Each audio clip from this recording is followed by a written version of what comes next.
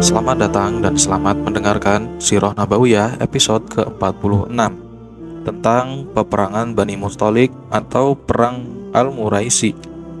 Sekalipun peperangan ini tidak berjalan lama dan tidak berlarut-larut dilihat dari pertimbangan militer, di sini terjadi beberapa peristiwa yang mengguncangkan masyarakat Islam. Peristiwa ini telah menampakkan borok orang-orang munafik dan turunnya beberapa syariat ta'zir atau hukuman justru membuahkan keteguhan, kemuliaan, dan kebersihan jiwa yang sangat berharga bagi kaum muslimin. Kita mulai peristiwa ini dengan uraian tentang peperangan, lalu disusul dengan beberapa peristiwa tersebut. Peperangan ini terjadi pada Sya'ban 6 Hijriah, menurut pendapat yang lebih benar. Latar belakang peperangan ini karena Nabi mendapat informasi bahwa pemimpin Bani Mustalik yaitu Al-Haris bin Abu Dirar menghimpun kaumnya dan orang-orang yang berada di dalam kekuasaannya untuk memerangi kaum muslimin. Maka beliau mengutus Buraidah bin Al-Husayb Al-Aslami untuk menyelidiki informasi tersebut. Buraidah pun mendatangi Bani Mustalik dan menemui Al-Haris bin Abu Dirar untuk mengorek keterangan darinya. Setelah yakin dengan keterangannya, Buraidah kembali dan menghadap Rasulullah lalu menceritakan yang sebenarnya. Setelah yakin dengan informasi tersebut, beliau menghimpun para sahabat dan cepat-cepat berangkat, tepatnya 2 hari sebelum bulan Sya'ban berakhir. Sementara ada segolongan orang-orang munafik yang juga ikut bergabung bersama beliau. Mereka tidak pernah bergabung dalam peperangan sebelumnya. Urusan Madinah diserahkan kepada Zaid bin Harisah. Namun, menurut pendapat lain adalah Abu Dzar. Ada pula yang berpendapat Numailah bin Abdullah Al-Laitsi. Al-Haris bin Ad-Dirar juga mengirim mata-mata untuk mendeteksi gerakan pasukan kaum muslimin. Namun, mata-mata itu tertangkap oleh kaum muslimin lalu dibunuh. Saat Al-Haris bin Abu Dirar dan kaumnya mendengar keberangkatan Rasulullah dan terbunuhnya mata-matanya, dia dicekam ketakutan yang mendalam. Beberapa kabilah Arab yang sebelumnya ikut bergabung bersama Al-Haris akhirnya melepaskan diri. Rasulullah tiba di Muraisi, sebuah mata air milik mereka di Kudaid. Kaum muslimin bersiap-siap untuk berperang. Beliau membariskan mereka, bendera Muhajirin diserahkan kepada Abu Bakar dan bendera Ansor diserahkan kepada Sa'ad bin Ubadah. Tidak lama kemudian, mereka melepaskan anak panah. Kemudian Rasulullah memerintahkan untuk melancarkan serangan secara serentak. Ternyata cara ini sangat efektif, sehingga pasukan kaum muslimin dapat menundukkan pasukan orang-orang musyrik. Cukup banyak pasukan musuh yang terbunuh, para wanita dan anak-anak ditawan, binatang ternak dirampas. Sementara korban di pihak pasukan kaum muslimin hanya 1 orang saja. Korban ini dibunuh orang dari Ansor karena dikiranya termasuk pasukan musyrikin. Begitulah yang dikatakan para penulis peperangan. Tetapi menurut Ibnu Qayyim, ini adalah kekeliruan, sebab tidak ada pertempuran di antara mereka. Rasulullah hanya mengepung hingga mereka menyerah, lalu para wanita dan anak-anak ditawan. Seperti yang disebutkan di dalam kitab As-Sahih, Rasulullah mengepung hingga mereka menyerah. Di antara tawanan itu ada Juwairiyah binti Al-Haris, wanita pemimpin mereka. Dalam pembagian harta rampasan dan tawanan, Juwairiyah menjadi bagian Sabit bin Qais. Sabit ingin melepasnya dengan uang tebusan. Maka Rasulullah yang menebusnya lalu menikahinya. Karena perkawinan ini, kaum muslimin membebaskan 100 orang dari keluarga Bani Mustalik yang telah masuk Islam. Kaum muslimin berkata mereka adalah besan Rasulullah. Ada beberapa peristiwa lain yang terjadi dalam peperangan ini yang merupakan ulah pemimpin kaum munafik, Abdullah bin Ubay bin Salul dan rekan-rekannya. Ada baiknya jika kita paparkan perilaku mereka di tengah masyarakat Islam. Selanjutnya tentang peran orang-orang munafik sebelum perang Bani Mustalik. Kami telah menyebutkan berkali-kali bahwa Abdullah bin Ubay sangat dendam terhadap Islam dan kaum muslimin, apalagi terhadap Rasulullah, sebab Aus dan Khazraj telah sepakat untuk mengangkatnya sebagai pemimpin bagi mereka. Bahkan mereka sudah membuatkan mahkota bagi dirinya. Karena itulah ia melihat beliau sebagai orang yang telah merampas kekuasaan yang sudah di tangan. Dendam tersebut telah tampak dan membakar dirinya sejak permulaan hijrah, sebelum ia menampakkan keislaman atau setelah itu. Suatu saat Rasulullah menunggang keledai untuk menjenguk Sa'ad bin Ubadah. Beliau melewati kerumunan orang, di antaranya Abdullah bin Ubay. Maka ia menutup hidungnya sambil berkata, "Janganlah kalian mengepul-ngepulkan debu yang mengenai kami." Dia berkata seperti itu untuk menyindir beliau agar turun dari keledainya. Maka beliau turun dan ikut bergabung bersama mereka dan membacakan Al-Quran. Namun Abdullah bin Ubay berkata, "Duduk saja di rumahmu dan jangan mengganggu majelis kami." Ini terjadi sebelum dia pura-pura masuk Islam. Sekalipun sudah menyatakan masuk Islam setelah Perang Badar, dia tetap saja menjadi musuh Allah dan Rasul-Nya, serta orang-orang mukmin. Dia tidak berpikir selain bagaimana caranya untuk memecah belah masyarakat Muslim dan menggerogoti kalimat Islam. Dia membantu musuh, ikut campur dalam urusan Bani Qainuqa, berkhianat, memecah belah pasukan kaum muslimin pada waktu Perang Uhud, menyusupkan keresahan dan keguncangan di barisan mereka, seperti yang sudah dipaparkan di bagian sebelumnya. Di antara gambaran kelicikan, kejahatan, tipu daya, dan makar yang dilakukan tokoh munafik ini terhadap orang-orang mukmin, setelah dia pura-pura masuk Islam, setiap Jumat dia berkata menjelang Rasulullah berkhutbah, "Inilah Rasulullah di tengah kalian, orang yang telah dimuliakan Allah dan diagungkannya. Maka tolonglah, dukunglah, dengarkanlah, dan patuhilah dia." Setelah dia duduk, Rasulullah berdiri dan berkhutbah. Setelah Perang Uhud dan setelah dia berkhianat serta berbuat makar dalam peperangan itu, seperti biasanya dia bangkit dari duduknya dan mengulang lagi perkataannya sebelum Jumat. Kaum muslimin di sekitarnya menarik-narik bajunya sambil berkata, "Duduklah wahai musuh Allah. Kau tidak pantas berbuat seperti itu. Kau selalu berbuat buruk." Lalu dia keluar dengan melangkahi pundak orang-orang sambil berkata, "Demi Allah, aku seolah-olah telah mengucapkan perkataan yang jahat, dan aku harus pergi karena telah mempersulit urusannya." Di ambang pintu dia dihadang seorang Ansor dan berkata, "Celaka kamu, kembalilah. Rasulullah akan memintakan ampunan bagi dosa-dosamu." Abdullah bin Ubay berkata, "Demi Allah, tidak perlu dia memohonkan ampunan bagi dosa-dosaku." Dia juga menjalin hubungan dengan orang-orang Yahudi Bani Nadir, berkonspirasi dengan mereka untuk menyerang kaum muslimin. Bahkan dia berani berkata kepada mereka, "Andaikan kalian keluar, kami pasti ikut keluar bersama kalian. Andaikan kalian diserang, kami pasti akan membantu kalian." Begitu pula yang dia lakukan bersama komplotannya pada waktu Perang Ahzab, yaitu dengan menciptakan keresahan dan kericuhan, membangkitkan ketakutan dan kekhawatiran di hati orang-orang mukmin, seperti yang dikisahkan Allah di dalam surat Al-Ahzab ayat 12. Namun akhirnya semua musuh Islam dari kalangan Yahudi, munafik, dan musyrik menyadari sepenuhnya bahwa latar belakang kemenangan Islam bukan karena keunggulan materi, banyaknya perangkat perang dan senjata serta jumlah personil, tetapi nilai, akhlak, dan sifat utama yang dimiliki oleh masyarakat Islam dan setiap orang yang berjalan menuju sumber agama ini. Mereka mengetahui bahwa sumber yang membuahkan gelombang besar ini adalah Rasulullah, sosok ideal yang sangat mengagumkan dari nilai-nilai ini. Sejak genderang perang ditabuh selama 5 tahun, upaya menghalangi agama ini dan para pemeluknya tak mungkin bisa dilakukan dengan menggunakan kekuatan senjata. Karena itu, mereka memutuskan untuk membangkitkan peperangan secara terbuka terhadap agama ini melalui jalur akhlak dan tradisi kehidupan sehari-hari. Sasaran pertama untuk memuluskan tujuan ini ialah menyerang pribadi Rasulullah, sebab orang-orang munafik merupakan duri di barisan kaum muslimin dan mereka juga termasuk penduduk Madinah. Karena itu, tidak sulit bagi mereka untuk menjalin hubungan dengan kaum muslimin dan mengusik perasaan mereka kapanpun yang mereka kehendaki, di bawah pimpinan Abdullah bin Ubay. Rencana mereka yang jahat ini tampak jelas seusai Perang Ahzab, saat Rasulullah menikahi Zainab binti Jahsy setelah dia diceraikan oleh Zaid bin Harithah, anak angkat beliau. Di antara tradisi yang berlaku di kalangan bangsa Arab, anak angkat itu sama kedudukannya dengan anak kandung.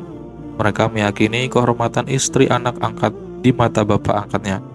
Ketika Nabi menikahi Zainab, orang-orang munafik mendapatkan dua celah yang memungkinkan bagi mereka untuk melancarkan serangan terhadap beliau. Zainab adalah istri beliau yang kelima, Padahal Al-Quran tidak mengizinkan laki-laki menikahi lebih dari 4 wanita. Lalu bagaimana mungkin perkawinan ini dianggap sah? Zainab adalah mantan istri anak angkatnya. Maka tindakan beliau menikahi Zainab termasuk dosa besar menurut tradisi bangsa Arab. Orang-orang munafik itu pun membesar-besarkan masalah ini dan mengarang-arang cerita. Mereka berkata, Muhammad langsung jatuh cinta kepada Zainab pada pandangan pertama dan hatinya tertambat kepadanya.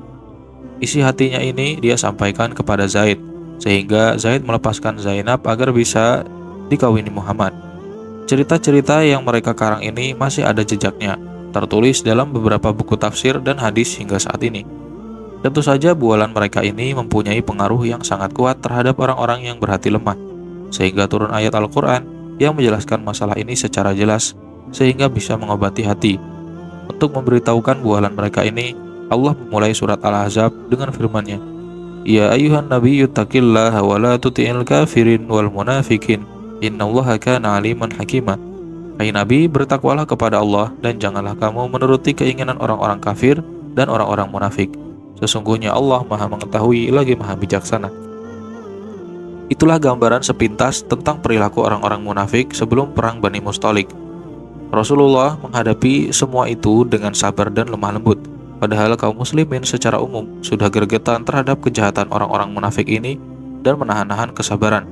Sebab mereka sudah tahu persis kelicikan orang munafik itu dari waktu ke waktu, sebagaimana firman-Nya, Awala yarawna annahum yuftanuna fi kulli amin marratan aw marratain thumma la yatubuna wa lahum yadhakkarun. Dan tidaklah mereka orang-orang munafik memperhatikan bahwa mereka diuji sekali atau 2 kali setiap tahun, dan mereka tidak juga bertaubat dan tidak pula mengambil pelajaran. Quran Surat Taubah ayat 126. Selanjutnya tentang peran orang-orang munafik dalam perang Bani Mustalik. Saat perang Bani Mustalik, orang-orang munafik juga ikut bergabung dalam pasukan kaum muslimin. Mereka telah digambarkan dalam firman Allah, Lau kharaju fikum mazadukum illa khabala wala awda'u khilalakum yabghunakumul fitnah. Jika mereka berangkat bersama-sama kamu, niscaya mereka tidak menambah kamu selain dari kerusakan belaka, dan tentu mereka akan bergegas maju ke muka di celah-celah barisanmu untuk mengadakan kekacauan di antara kamu. Quran Surat At-Taubah ayat 47. Mereka tampak bersaing, tetapi persaingan dalam kejahatan dengan menimbulkan keguncangan dan keresahan di barisan kaum muslimin dan mengeluarkan bualan yang buruk tentang diri Nabi. Gambaran ulah mereka secara ringkas adalah, yang pertama, perkataan mereka, jika kita kembali ke Madinah, penduduknya yang mulai benar-benar akan mengusir penduduknya yang hina. Setelah perang berakhir, Rasulullah masih menetap di Muraisi. Banyak orang yang mengambil air dari mata air di tempat itu. Dalam peperangan itu, Umar bin Khattab membawa seorang upahan yang bernama Jahjah al-Ghifari.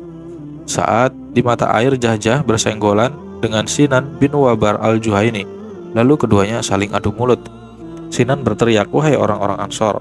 Jahjah juga tidak mau kalah. Dia berteriak, wahai orang-orang Muhajirin. Kejadian ini didengar Abdullah bin Ubay. Dia yang bersama beberapa orang dari kaumnya, termasuk Zaid bin Arqam yang saat itu masih kecil, merasa marah. Abdullah bin Ubay berkata, apakah mereka berani berbuat seperti itu? Mereka telah menyaingi dan mengalahkan kita, justru di negeri kita. Demi Allah, kita dan mereka tak ubahnya kata pepatah, gemukkan anjingmu, niscaya ia akan menggigitmu. Demi Allah, jika kita kembali ke Madinah, maka penduduknya yang mulia benar-benar akan mengusir penduduknya yang hina. Kemudian dia berpaling ke komplotannya dan berkata, inilah yang telah kalian lakukan terhadap diri kalian sendiri. Kalian telah menghalalkan negeri kalian bagi mereka. Kalian telah membagi harta benda kalian dengan mereka. Demi Allah, andai kata kalian tidak memberikan harta kalian, mereka pasti pindah ke tempat lain. Zaid bin Arqam mengabarkan apa yang dikatakan Abdullah bin Ubay kepada pamannya. Lalu pamannya mengabarkan kepada Nabi. Umar bin Khattab yang ada di sisi beliau berkata, suruhlah Abbad bin Bashir agar dia membunuhnya. Beliau bertanya, apa jadinya wahai Umar jika manusia membicarakan bahwa Muhammad telah membunuh rekan-rekannya? Jangan lakukan itu, suruhlah saja agar pasukan segera berangkat. Sekalipun saat itu bukan waktu yang tepat untuk memberangkatkan pasukan, mereka tetap berangkat. Usaid bin Hudair menemui beliau dan mengucapkan salam, lalu berkata, tidak biasanya engkau berangkat pada saat seperti ini. "Apakah engkau belum mendengar apa yang dikatakan rekanmu?" tanya beliau. Yang dimaksudkan adalah Abdullah bin Ubay. "Apa yang dikatakannya?" Usaid ganti bertanya. Beliau menjawab, dia beranggapan bahwa jika dia kembali ke Madinah, penduduknya yang mulia benar-benar akan mengusir penduduknya yang hina. "Kau, wahai Rasulullah, bisa mengusirnya menurut kehendakmu. Demi Allah, karena dialah orang yang hina. Sedangkan engkau adalah orang yang mulia." Kemudian dia berkata lagi, "Wahai Rasulullah, bersikaplah yang lemah lembut terhadap dirinya.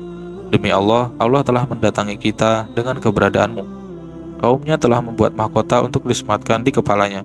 Karena itu, dia melihat engkau telah merampas kerajaannya." Kemudian beliau berangkat bersama pasukan pada saat itu juga selama seharian penuh. Lalu diteruskan pada malam harinya hingga pagi hari. Selama seharian itu mereka dipanggang terik matahari. Saat berhenti untuk singgah, mereka langsung tertidur pulas setelah badan menyentuh tanah. Beliau berbuat seperti itu dengan tujuan untuk mengalihkan mereka dari kejadian sebelumnya dan agar mereka tidak membicarakannya. Setelah mendengar bahwa Zaid bin Arqam menyampaikan apa yang dikatakannya kepada Rasulullah, Abdullah bin Ubay langsung menemui beliau dan bersumpah, "Demi Allah, aku tidak mengatakan seperti yang dikatakan Zaid." Orang-orang Ansor yang ada di situ berkata, "Wahai Rasulullah, mungkin saja anak itu menduga-duga apa yang dikatakannya dan tidak hafal betul apa yang dikatakan oleh lelaki itu, yaitu Abdullah bin Ubay." Namun beliau tetap percaya apa yang disampaikan oleh Zaid. Sementara itu Zaid bin Arqam bergumam sendiri, "Aku diliputi keresahan hati yang belum pernah kualami sebelumnya. Aku hanya bisa berdiam di dalam rumahku. Sehubungan dengan persoalan ini, Allah menurunkan surat Al-Munafikun 1-8. Setelah itu, beliau mendatangiku dan membacakan ayat-ayat tersebut, lalu bersabda, 'Sesungguhnya Allah telah membenarkan dirimu.'"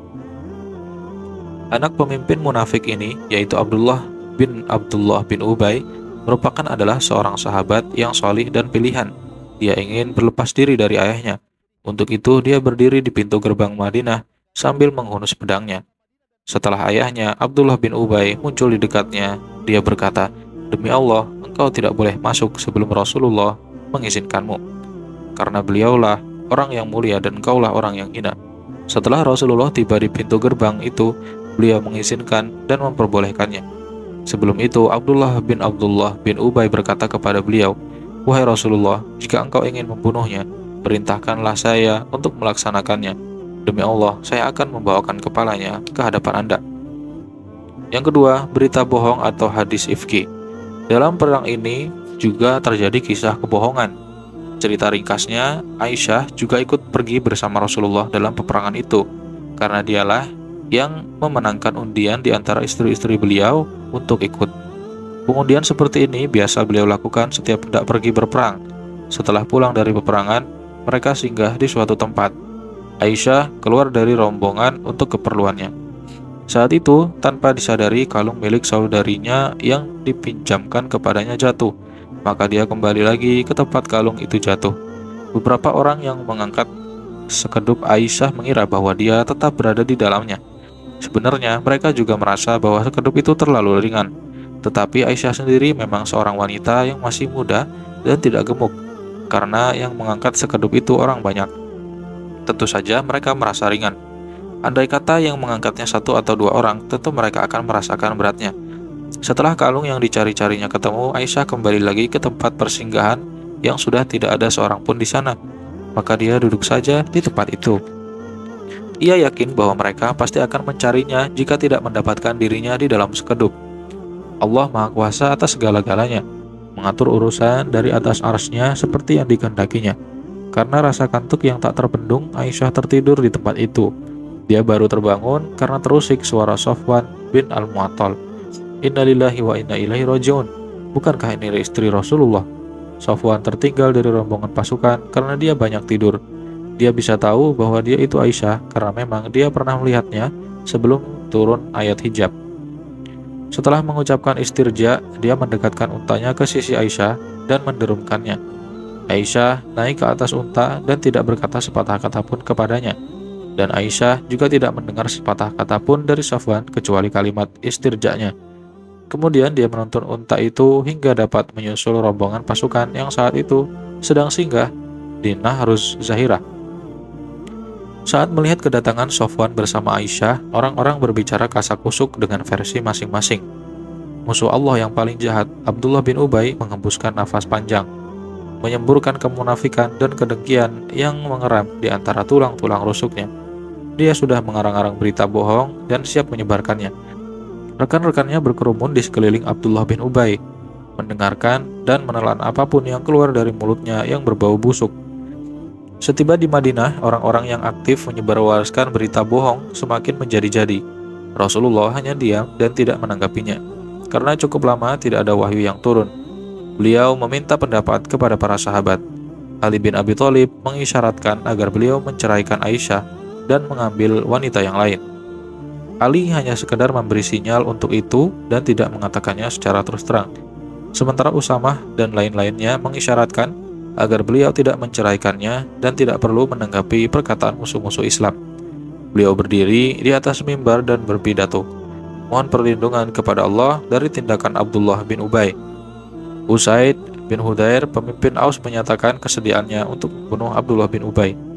Sa'ad bin Ubadah, pemimpin Khazraj yang sedang dirasuki fanatisme kekabilahan, membantah dan menolak keinginan Usaid bin Hudair. Keduanya terlibat dalam perdebatan yang sengit. Rasulullah melerai dan menenteramkan mereka hingga mereka mau diam. Setelah itu beliau juga diam. Aisyah sendiri yang dalam hal ini menjadi korban, setibanya di Madinah, dia jatuh sakit selama 1 bulan. Sedikit pun dia tidak tahu masalah berita bohong ini. Hanya saja dia tidak mendapat sikap lembut dari Rasulullah seperti yang biasa beliau lakukan saat dia sakit. Setelah keadaannya sudah membaik, malam-malam dia keluar ke jamban bersama Ummu Mistah untuk buang hajat. Ummu Mistah terpeleset karena terserempet bajunya. Dia memanggil anak laki-lakinya, tetapi Aisyah menolaknya. Ketika itulah Ummu Mistah menceritakan berita yang menyebar di Madinah tentang dirinya. Aisyah segera kembali ke rumah dan meminta izin kepada Rasulullah untuk pulang ke rumah orang tuanya dan mencari tahu tentang berita yang menyebar. Setelah beliau mengizinkan, Aisyah pulang ke rumah orang tuanya, sehingga dia bisa mendapatkan kejelasan tentang berita yang memojokkan dirinya. Setelah tahu, Aisyah menangis sejadi-jadinya dan tidak berhenti selama sehari 2 malam. Selama itu pula, kelopak matanya tidak terpejam sejenak pun dan air matanya terus mengalir, sehingga air matanya itu dikhawatirkan akan memecahkan hatinya. Rasulullah datang mengucapkan syahadatain, lalu bersabda, "Wahai Aisyah, aku telah mendengar berita begini dan begitu tentang dirimu. Jika memang engkau bebas dari tuduhan tersebut, tentu Allah akan membebaskanmu. Namun, bila engkau telah melakukan suatu dosa, mohonlah ampun dan bertaubatlah kepada Allah. Karena jika seorang hamba itu mengakui dosanya, kemudian bertaubat kepada Allah, tentu Allah akan mengampuninya." Saat itulah Aisyah menyeka air matanya, lalu bertanya ini dan itu kepada ayah dan ibunya mengenai berita yang menyangkut dirinya. Namun keduanya tidak tahu apa yang harus dikatakan. Akhirnya Aisyah berkata, "Demi Allah, aku sudah tahu bahwa kalian juga mendengar berita ini. Hati kalian terusik dan mempercayainya. Jika aku katakan kepada kalian, sesungguhnya aku bebas dari tuduhan itu, dan Allah pun tahu bahwa aku memang bebas darinya. Tentunya kalian akan mempercayaiku. Namun jika aku mengakui tuduhan itu, padahal Allah tahu bahwa aku bebas darinya, tentunya kalian akan mempercayaiku. Demi Allah, aku tidak mendapatkan perumpamaan antara diriku dan diri kalian, kecuali seperti perkataan ayah Yusuf. Maka kesabaran yang baik itulah kesabaranku, dan Allah sajalah yang dimohon pertolongannya terhadap apa yang kalian ceritakan." Kemudian Aisyah bangkit dan berbaring di tempat tidur. Saat itu pula turun wahyu. Hati Rasulullah berbunga-bunga dan menyunggingkan senyuman. Lalu beliau bersabda, "Wahai Aisyah, Allah telah membebaskanmu dari tuduhan." Ibunya berkata, "Bangunlah dan hampirilah beliau untuk menunjukkan kebebasan dirinya dari tuduhan yang keji itu dan tetap yakin terhadap cinta Rasulullah." Dia berkata, "Demi Allah, aku tidak mau menghampiri beliau dan tidak memuji kecuali kepada Allah. Adapun wahyu Allah yang menjelaskan masalah berita bohong ini adalah surat An-Nur ayat 11. Orang-orang yang paling getol menyiarkan berita bohong ini pun dijatuhi hukuman cambuk sebanyak 80 kali pukulan. Mereka adalah Mistah bin Usasah, Hasan bin Sabit, dan Hamah binti Jahsy.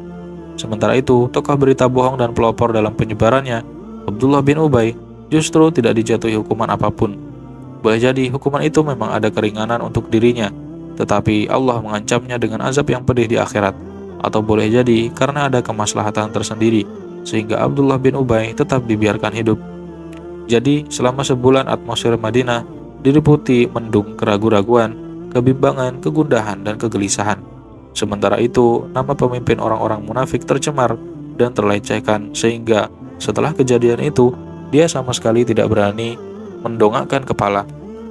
Ibnu Ishaq meriwayatkan, setelah kejadian itu, setiap kali dia berbicara, kaumnya pasti mencela, mencaci, dan mencemoohnya. Rasulullah bertanya kepada Umar, "Apa pendapatmu sekarang, wahai Umar?" "Demi Allah, andai saja engkau membunuhnya saat engkau meminta izin kepadaku untuk membunuhnya, pasti banyak orang yang simpati kepadanya.